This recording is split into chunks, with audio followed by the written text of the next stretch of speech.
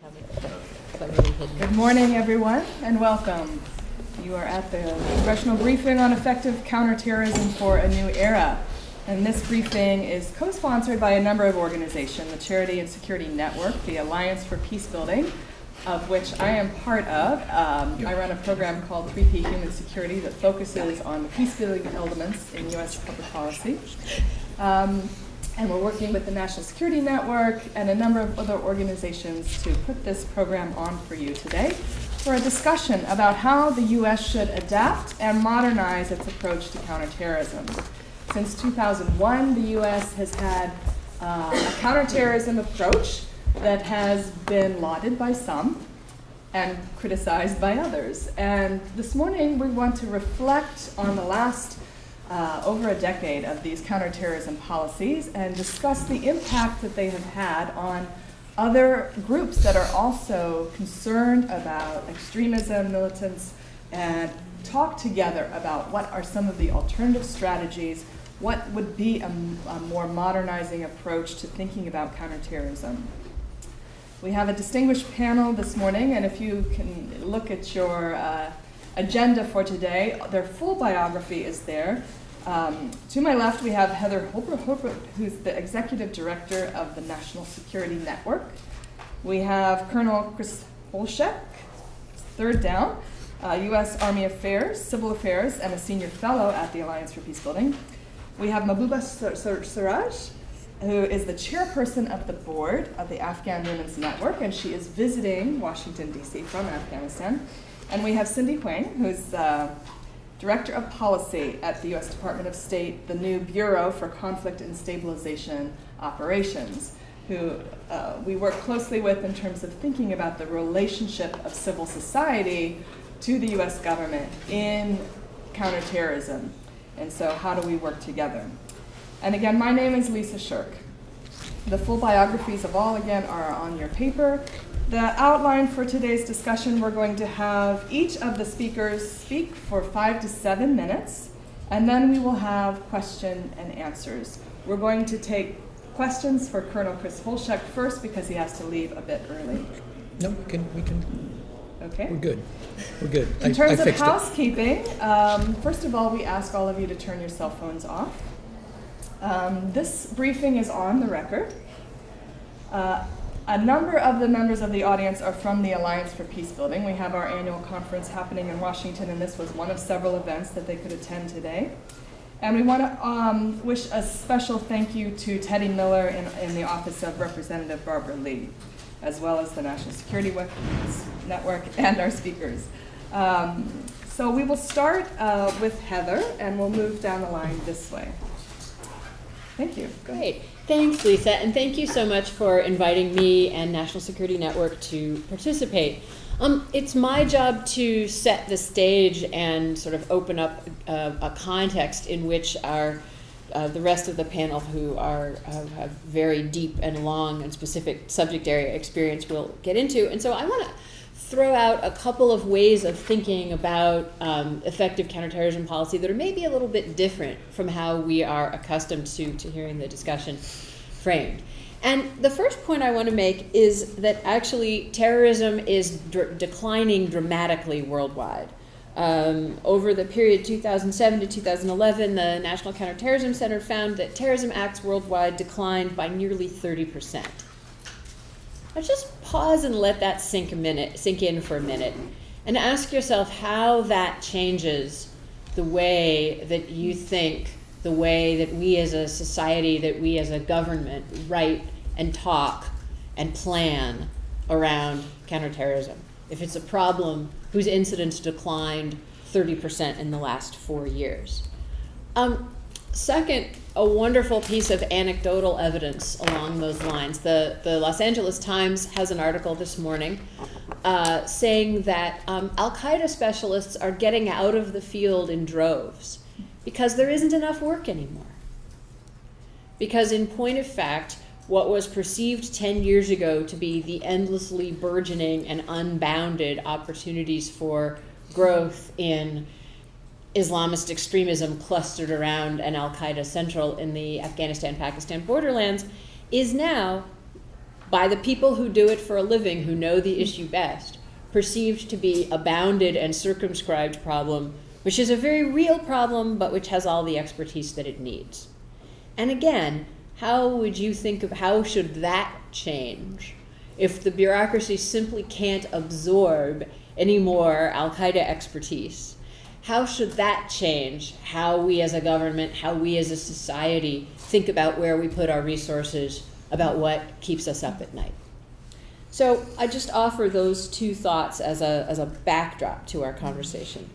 Now, we have the trouble as a society that we really only think about counterterrorism in moments of failure or near failure, except, of course, for the people whose job it is to think about it every waking moment. So if we were to try to shift our lens and think about and ask ourselves, okay, where have these successes come and what do they look like? That is also going to give us a very different lens on counterterrorism policy. And we could talk all morning about this, but since we were very strictly warned about 5 to 7 minutes, I'm just going to mention two. And one of them is Indonesia. Now, you don't usually think about Indonesia when you think about the threat of terrorism, and there's good reasons for that. Indonesia is, I believe it is still the world's largest majority Muslim country. Pakistan hasn't overtaken it quite yet, but it will, which is an interesting point all by itself. Indonesia spans a huge geographic area, has many close neighbors, sits astride some important maritime shipping lanes. And so an Indonesia that was racked with terrorism would be a serious problem for the US, for the globe, for the international economy. And 10 years ago, there was tremendous concern that Indonesia was going to be racked by terrorism. Now, it's not. Now, why did that happen? It happened because the Indonesian government, with support from the US and other governments, took the lead in working very hard to, not perfectly, by the way, and no society is perfect, and when we say success this morning, we're not saying perfect, just to get that disclaimer out of the way. But the Indonesian government worked very hard to use its court systems, to use cultural and educational and media tools, to work with religious leaders, and when necessary, and not at all in a mild way, by the way, to use law enforcement, to use military, to use intelligence. So the sort of wonderful cliches about every tool in the toolbox were used to great advantage in the Indonesia case. Now, the other success that I want to mention, and this one's going to strike you as a little strange, is with the exception of Syria, the Arab awakenings. We were used in US political discussions to hear for decades that if we were to lose the government in Egypt, a wave of terrorism would surely follow, and it hasn't. Similarly, we had a very violent transition in Yemen, which has not led to an increase. It has not made the problem that already was in Yemen get worse, which has to be counted as something of a success. Tunisia, by the way, where there had in past been some concerns, has similarly continued on. The Libyan case is an interesting one in that you have a problem in Libya, and you have a huge problem where weapons from the Gaddafi regime leaked out of the country and empowered terrorist groups and extremist groups in one of our newest problem areas, which is Mali.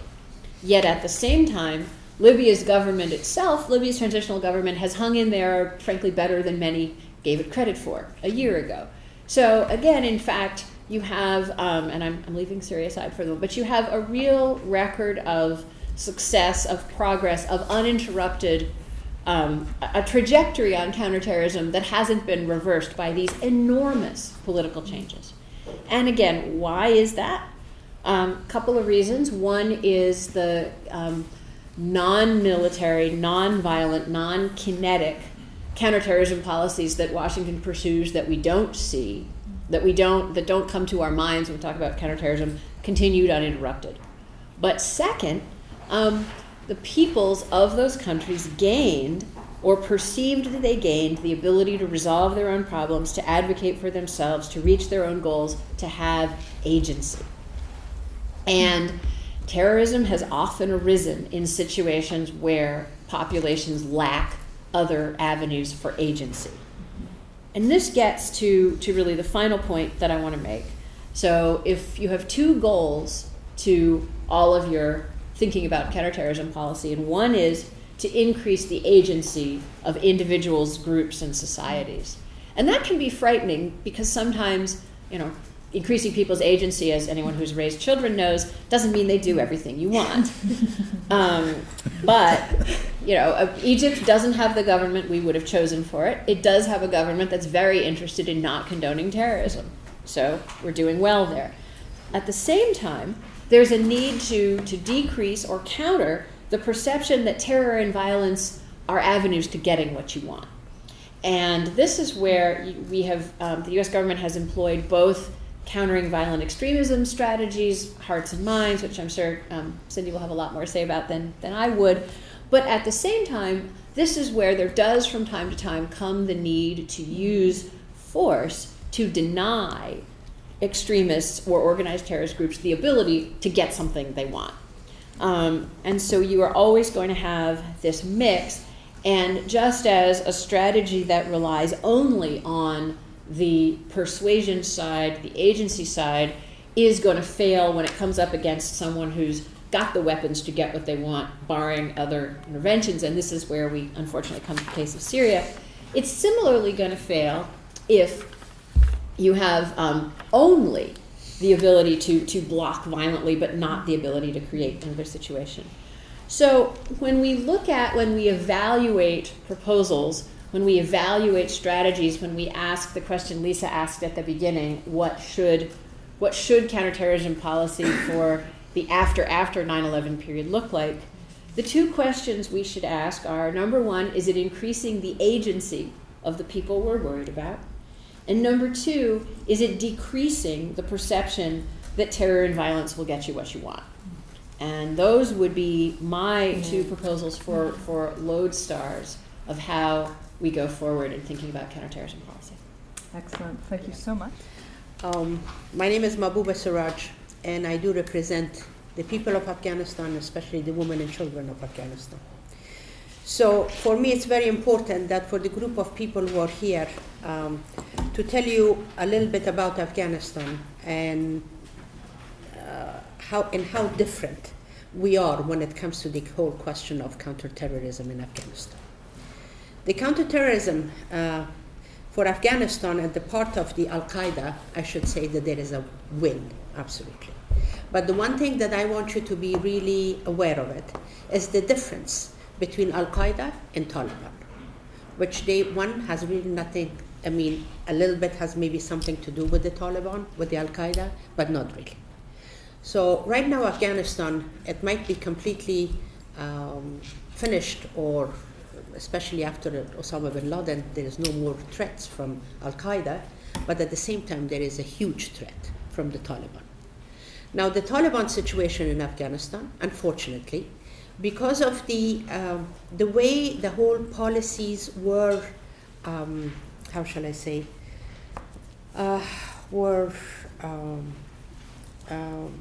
practiced, or the ideas that were, how they wanted to deal with this problem in Afghanistan, it did not really give the result that we were all hoping for. Afghanistan right now is at the point that the US and the world is going to be leaving it in 2014. And at the moment, the threat of the Taliban, not only of the Taliban, but of the group of people that actually were working with the US and the allies in different parts of Afghanistan, and they happen to be mostly ex-mujahids and ex-warlords. These people are becoming extremely strong.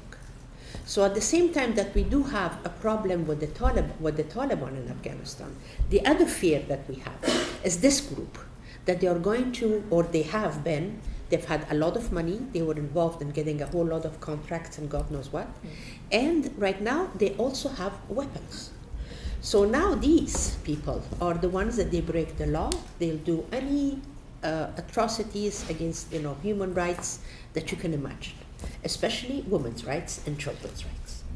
So that is where exactly we are when it comes to the whole situation of terrorism in Afghanistan and what to do about counterterrorism. Now, counterterrorism in Afghanistan also could go very well with the getting the people of the country involved in decision making on what they want and how they want it. One of the mistakes that we all in the world really did was the fact that we did not get to this point soon enough to make this happen. When we started in Afghanistan, it was decided that we are going to do everything right and we know exactly what these people need and want. But unfortunately, the way it happened, it was not like that. It was not what we didn't really know what the people needed, and we really didn't know what the people wanted and how they wanted it. So therefore, today we are still facing with this problem, and we really have to find a way of countering this, absolutely. And one of the things that I, as a representative of the Afghan Women Network and the civil society of Afghanistan, which again, it's one of the best weapons to have against counterterrorism, a very strong civil society. That is one of the ways that actually Afghanistan and the rest of the world can really do something about that, is that I believe I've been talking to the US government and everybody regarding their reconsidering their strategic plan as far as getting out of Afghanistan is concerned. Because that is very important.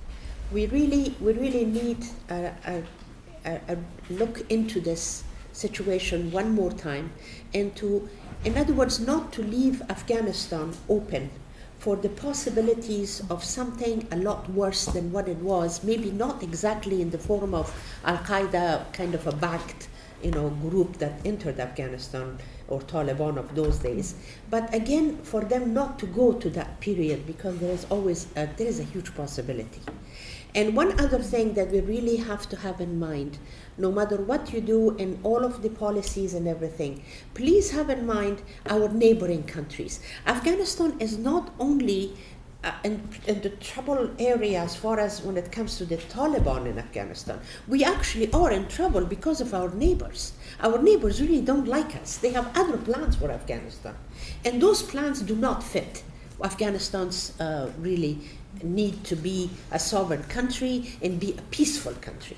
For some strange reason, I don't know why, but they really think that the Afghanistan that is in turmoil is better for them.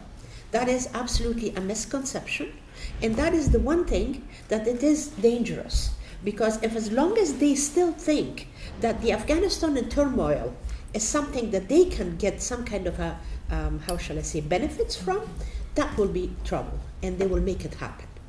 So that's why this whole counterterrorism in Afghanistan has to be really looked at in a very different way. The examples of what was going on in Indonesia, in the way it happened, it is very good because it can be implemented in Afghanistan. And the women of Afghanistan, we are very much in contact with the women in Indonesia and the ones that they are involved in human rights and the women's rights. And of course, knowledge of Islam helps a lot.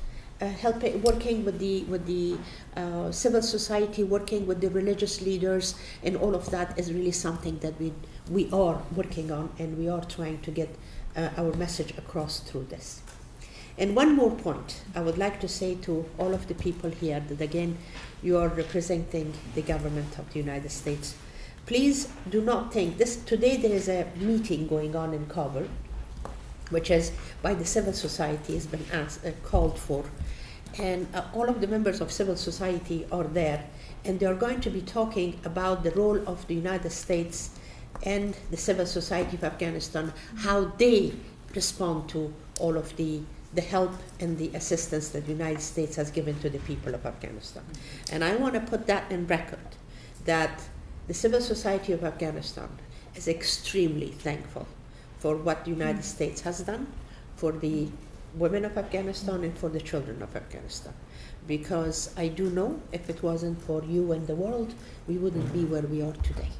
So this is something that I wanted to pass it on and let you know, because I know that it has created some of the things that you've been hearing lately by our Afghanistan government regarding the way the United States is conducting their business in Afghanistan is not very favorable. I know that, and that is creating some sense of really that these people are very ungrateful. And I just want to tell you. Chris, we'll turn to you. Well, thank you, Lisa, and thanks to all for being here this morning, and to the sponsors of our discussion. I wanted to kind of take the approach of looking back at the last dozen or so years, and as Heather well pointed out, the good news is the threat of terrorism seems to be abating. The other news is that, well, it's not gone. I'm going to wax a little pessimistic in this respect and talk about the last 12 years, starting off with what I think the definition of asymmetric warfare is. Asymmetric warfare is when a couple of hundred guys with a few $1 million drive some airplanes into some buildings and get everybody excited. To which our response, and if you take the low end of that estimate, has been about $2 trillion. And if you look at Harvard University's study, it's anywhere between $4 to $6 trillion. So you do the math. That's asymmetric warfare, okay? The point is this: we can't keep going on like this. We're going to bleed ourselves white.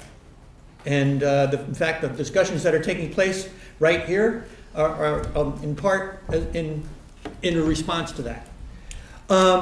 We have been, in many ways, in our foreign and security policy, kind of what you say about certain sports teams. It's better to be lucky than to be good. I think our luck is starting to run out.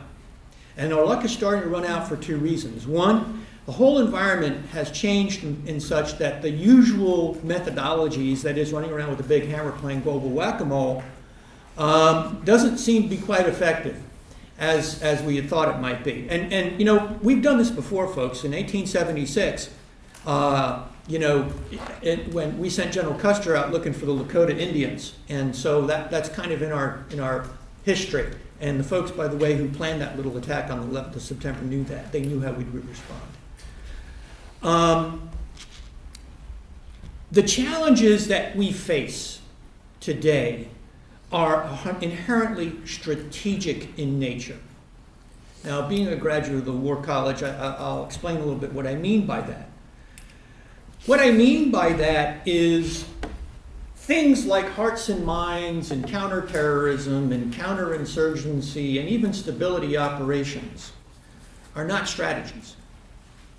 In fact, you get into a lot of trouble when you take a tactic such as hearts and minds, and you try to elevate it to being a strategy. Now, a strategy is something that is much more holistic, that is much more, not just even whole of government, but whole of nation, and in respect to the threats, challenges, and even opportunities that we now face, are more whole of society.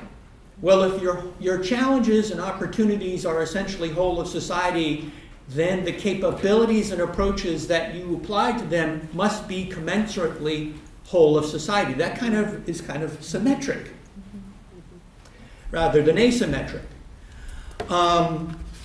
So that essentially is what we're facing. We're in a world now where values play an even greater role than they have before. It's not just the power of ideas.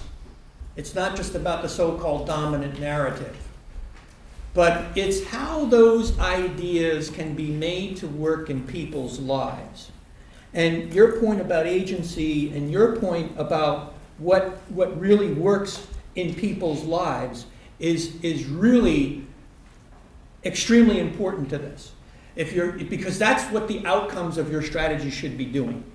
Making the ideas that run counter to this idea of turning to violence as a mean to resolving disputes or expressing yourself have some validity and actually work. And it's demonstrating that is going to do it. The Pope has been talking lately, in fact, it was in this morning's newspaper, he was talking about, what comes from our lips must be reflected in our actions. That is just as true for states as it is for individuals. And so the United States, if the United States is going to remain, and I would submit that the dominant power, the enduring strength of the United States of America is not in its military, it is in its moral power. It is what we represent to the world. But if our actions defy our values, then we undermine ourselves. Okay? And then I'm going to kind of set you up.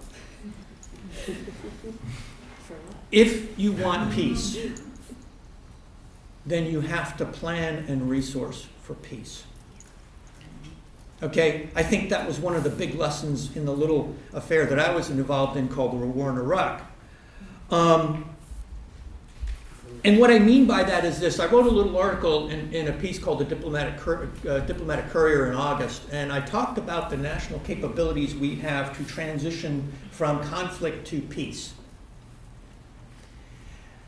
If you look at the United States military, and I was in a branch of the United States military called Civil Affairs. We do that kind of nation building and stuff. We did Japan and Germany and little things like that. And the idea is that civil affairs is basically the only capability in the United States military that is solely there for this idea of transition from conflict to peace, from transition management. How do you end a war? How do you end a conflict? Or how do you even prevent a conflict from beginning with? What an idea. That is less than 0.5% of the entire force structure of DoD. Everybody else is about warfighting and supporting warfighting. Okay?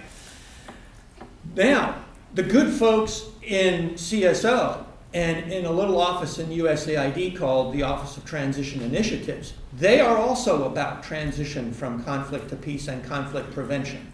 You could take CSO and OTI and put them together, and they are still less than one of the 42 civil affairs units in the United States military. That gives you an idea of proportionality, folks. So if we wonder why we have trouble getting out of Afghanistan and managing the end of the conflict and transitioning from conflict to peace, then we need to look no further and understand that the capabilities and resources that we have to do that are very, very small. And the last is really coming back to the idea of strategy, is about contextualization.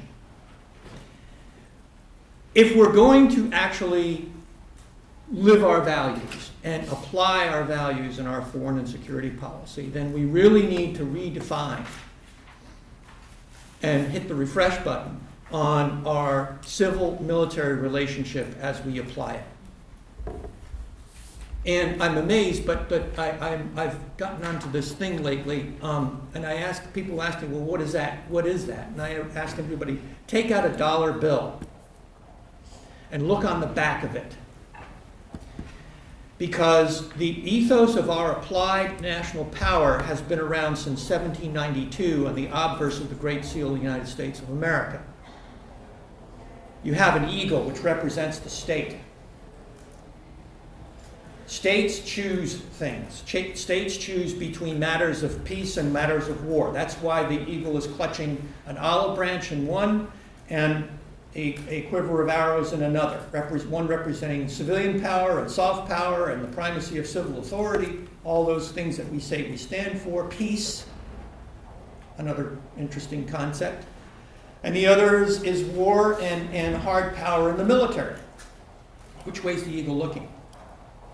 The way the eagle is looking is defining not only the prioritization, but the methodology by which we apply even military power. Military power is something that you use in last resort. Military power is best when it's implied and not applied.